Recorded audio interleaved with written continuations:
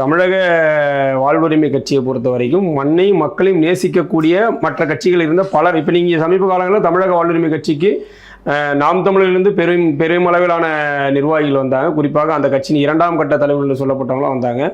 பல்வேறு சிறு சிறு அமைப்புகளை சமூக இயக்கங்களை நடத்தி கொண்டிருந்தவர்கள் எல்லாம் அவருடைய அமைப்புகளை முழுமையாக தமிழக வாழ்வுரிமை கட்சியில் இணைச்சிக்கிட்டாங்க. அதனால் அவர்கள் எல்லாம் மீடியா விளம்பரம் இல்லாமல் இருக்கலாம்.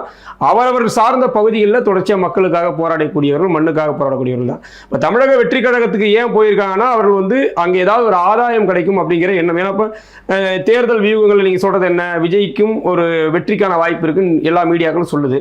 அதனால் அதிமுகவில் வாய்ப்பு கிடைக்காதவங்க, திமுகவில் வாய்ப்பு கிடைக்காதவங்க, பாஜக காங்கிரஸ் போன்ற கட்சிகளில் வாய்ப்பு மறுக்கப்பட்டவர்கள், அரசியல் வாழ்வை முடிந்து போனவர்கள் தான் இப்போ தமிழக வெற்றி கழகத்துக்கு போவது மூலமா தங்களுடைய வாழ்க்கையை அரசியல் பயணத்தை புதுப்பித்துக் கொள்ளலாம் அப்படின்ற ஒரு எதிர்பார்ப்போட போயிருக்காங்க. இவர்கள் மீண்டும் தமிழக வெற்றி கழகத்தின் இந்த தேர்தல் தோல்விக்கு ஒருவேளை தோல்வி அடைந்தால் அதற்கு பிறகு அந்த கட்சியில் இருப்பாங்களெல்லாம் சொல்ல முடியாது. அதனால இது ரெண்டுமே ஒப்பிட முடியாது. அவர்கள் அந்த கட்சியில் பன்னெடுங்காலமாக சுகபோகங்களை அனுபவித்து பல்வேறு சலுகைகளோடு வாழ்ந்து மீண்டும் அந்த சலுகைகள் கிடைக்காதோ என்ற ஏக்கத்தின் அடிப்படையில் கட்சி மாறினவங்க. எங்களோட இருக்கிறவங்க அந்த எந்த விதமான எதிர்பார்ப்பும் இல்லாமல் கடைசி வரை இப்போ தலைவர் சொல்வதா எங்கள் கட்சிக்கு வந்தால் வழக்குகள் தான் கிடைக்கும் அப்படின்ட்டு தலைவர் பல மேடைகளை வெளிப்படையாக சொல்கிறாரு.